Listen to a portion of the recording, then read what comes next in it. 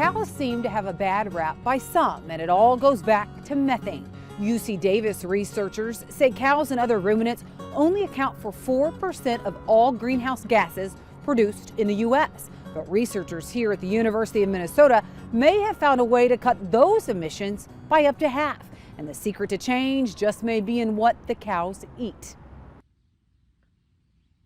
From cow burps to cow manure, it's the great debate just how much methane comes from cows. Well, dairy cows play a big role. There's almost 9 million dairy cows in the United States, so certainly we can help reduce the methane emissions if we work with all of the cows in the U.S.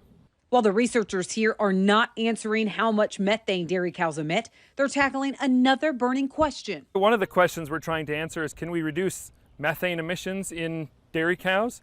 And the answer just may be in what the cows eat. We're working with feeding some red seaweed to help reduce methane emissions in dairy cows. Brad Hines, professor of dairy production systems at the University of Minnesota, says the seaweed they've found to be the most effective is red seaweed found on the coast of Hawaii. We're feeding it to cows to reduce methane emissions, and we hope to see at least a 40 to 50% reduction in methane of dairy cows.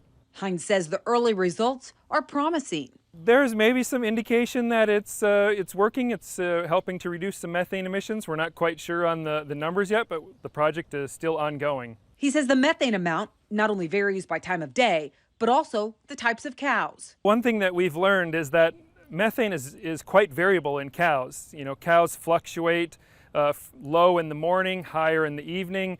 It's really based on feeding times. And we're also finding that there's maybe some differences in dairy cow breeds when it comes to methane emissions. But in his research, he's found by feeding a very small amount of red seaweed, it can help reduce the methane emissions by up to half. Just normal feed, maybe it's less than an ounce per cow per day, so a very small amount that we're feeding to cows. He says currently the team is working with dairy producers across the state. We're working with farmers in many different aspects with their grazing plans, how to feed their cows more efficiently. We're working with them on environmentally sustainable goals to help improve dairy production in Minnesota. Well, PFAS made some rumblings within the dairy industry, especially at one New Mexico dairy. PFAS and sludge, that's the topic of customer support next.